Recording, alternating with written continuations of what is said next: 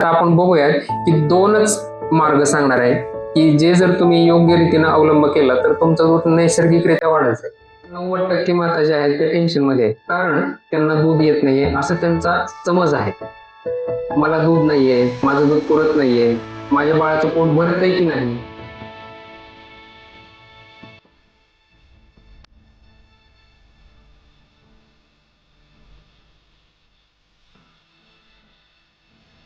नमस्कार. मातृत्व हे आनंदी असायला हवं, पण आजकाल आपण बघतो की जवळपास 90% माता ज्या आहेत ते टेन्शन मध्ये आहेत, कारण त्यांना दूध येत नाहीये असं त्यांचा समज आहे. मला दूध नाहीये, माझं दूध पुरत नाहीये, माझ्या बाळाचं पोट भरतंय की नाही अशी चिंता सतत त्यांना लागून आहे. बाळाचं पोट भरतंय की नाही हा तर युनिव्हर्सल प्रश्न झालाय आजकालच्या मातांना. मग ती माता खूप शिकलेली असू द्यात, नोकरदार असू द्यात किंवा गृहिणी असू द्यात, या सर्वच मातांना असं वाटतंय की माझ्या दुधानं माझ्या बाळाचं पोटच भरत नाही आणि त्यामुळं त्या पावडरच्या दुधावर शिफ्ट होत आहेत. आजकाल जर मी पाहिलं माझ्या ओपीडी मध्ये येणाऱ्या 90% पेक्षा जास्त बाळ हे पावडरच्या दुधावर वाढणारे आहेत. असं का होतंय? कारण आईचं दूध वाढवण्यासाठी आईला ऍक्टिव्हली असं काहीच करावं लागत नाही, ही गोष्ट कोणाला माहितीच नाही. केवळ शंका घेणं आणि घरातल्या लोकांनी देखील आईला ब्लेम करणं, तुला दूध नाहीये, तुझं दूध कमी आहे, बाळ रडतंय, बाळाला दूधच पुरत नाही, तुला पानच फुटलेलं नाहीये, अशा अनेक शंका आईच्या मनामध्ये पेरल्या जातात आणि या शंकांचं वेळीच आई निराकरण करून घेत नाही. त्यामुळं आईचं दूध खरंच कमी होत जातं, कारण ती आई बाळाला अंगावर पाजतच नाही. आज आहे मातृदिन आणि प्रत्येक आईचं मातृत्व हे आनंदात असावं, यासाठी आजच्या घडीला तरी एक गोष्ट फार महत्वाची वाटते की माझं दूध कसं वाढेल आणि माझं दूध कमी आहे का, खरंच माझ्या बाळाला पुरते की नाही, या प्रश्नांची तिला उत्तर मिळायला हवी. आता याच प्रश्नांची उत्तर मी आजच्या भागामध्ये देणार आहे आणि ती जर मिळाली तर नक्कीच इथून पुढे तरी प्रत्येक आईचं मातृत्व हे आनंदात जाईल. तुम्ही जर पाहिलं तर बघा, तुम्ही बाळ जेव्हा पोटात असतं आईच्या, तेव्हा आईला ऍक्टिव्हली असं काहीच करावं लागत नाही बाळाची चांगली वाढ होण्यासाठी. बाळ हे आपोआप नाळेद्वारे बाळाला वेगवेगळी जीवनसत्व मिळत राहतात, बाळाची वाढ नैसर्गिकरित्या होत राहते. जेव्हा बाळ पोटातून बाहेर येतं आणि बाळाची आईशी असलेली नाळ तुटते, अॅनाटॉमिकल अम्बिलिकल कॉर्ड, ती जेव्हा तुटते त्यावेळी खरं तर आईचं मातृत्व सुरू होतं, कारण तिथून पुढे त्या बाळाच्या पालन पोषणाची जबाबदारी ही आईची खरी जबाबदारी सुरू होते. त्यामुळं आईचं दूध हे का महत्वाचं आहे हे तुम्हाला कळालं का? कारण या जगात जेव्हा बाळ जन्म घेतं त्यावेळी ते सर्वथा पोषणासाठी आईच्या दुधावर डिपेंड आहे. पण आजकाल काय झालंय, पावडरचे डबे इझिली अवेलेबल आहेत, त्यामुळे कोणालाही, कोणत्याही आईला म्हणा किंवा तिच्या घरातल्या व्यक्तींना आईचं दूध वाढवण्याची गरजच वाटत नाही. दुकानात गेलं की over the counter without prescription सुद्धा त्यांना पावडरचे डबे मिळतात. बऱ्याचशा माता मला जेव्हा कन्सल्टिंगसाठी येतात तेव्हा त्यांनी मनानेच पावडरचा डबा सुरू केलेला असतो. बरं, त्याचं डायल्युशन सुद्धा योग्य नसतं. तुम्ही जर पाहिलं तर पावडरच्या डब्यावरच लिहिलेलं असतं की आईचं दूध हेच बाळासाठी सर्वोत्कृष्ट आहे. आम्ही बालरोग तज्ञ म्हणतो की आईचं दूध हे बाळासाठी अमृत आहे, कारण हे अतिशय महत्वाची अशी रोगप्रतिकार शक्ती आईच्या दुधातून बाळाला मिळणार आहे. मग हे दूध वाढवण्याची मुळात इच्छा आईच्या मनात असली पाहिजे. आईचं दूध नैसर्गिकरित्या कसं वाढवता येईल याच्याबद्दल आपण आजच्या भागामध्ये चर्चा करूया. सुरुवातीपासून शेवटपर्यंत हा भाग बघा. अतिशय सोप्या दोनच युक्त्या मी सांगणार आहे, तुम्हाला औषधं घेण्याची सुद्धा गरज नाही पडणार. कारण मुळात आईला दूध का आहे? कारण त्या आईला बाळ आहे आणि जर आईला बाळ असेल तर त्या आईला दूध देखील असणारच आहे. मुळात दूध आहेच बाळाचं पोट भरण्यासाठी. मग देवानं एखाद्या आईला बाळ दिलंय आणि दूधच नाही दिलं असं होईल का? नाही होणार. त्यामुळेच स्वतःवर विश्वास ठेवा आणि तुमच्या बाळाला तुमचंच दूध पाजा. तर आता आपण बघूयात की दोनच मार्ग सांगणार आहे की जे जर तुम्ही योग्य रीतीने अवलंब केला तर तुमचं दूध नैसर्गिकरित्या वाढत जाईल.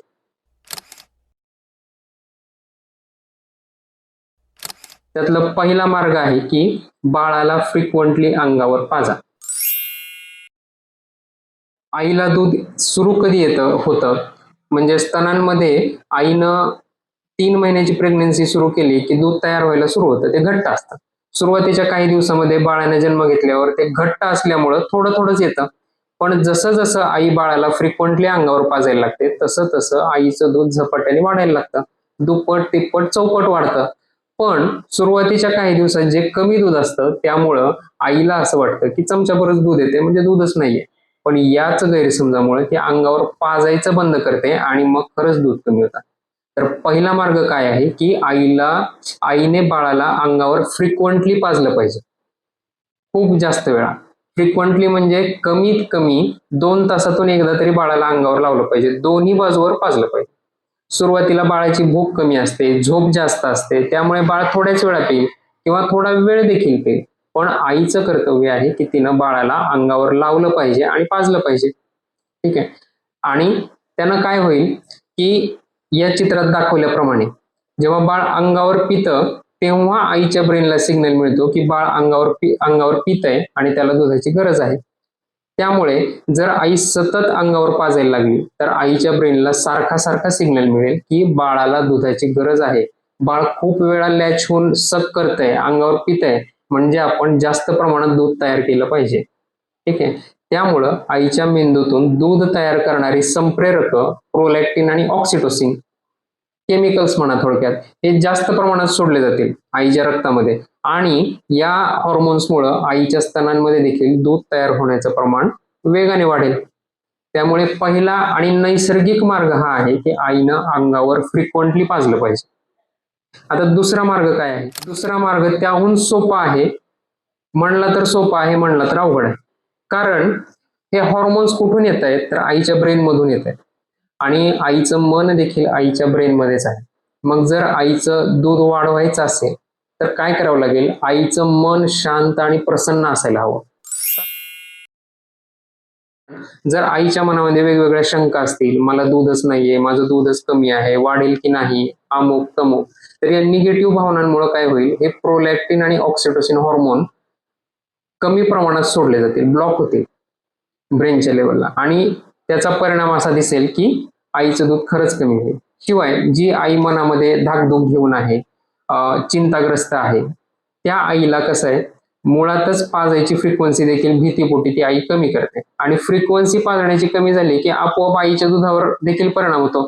कारण कमी वेळा आईने पाजलं की आईच्या ब्रेनला सुद्धा कमी वेळा कळणार की बाळाला दुधाची गरज आहे.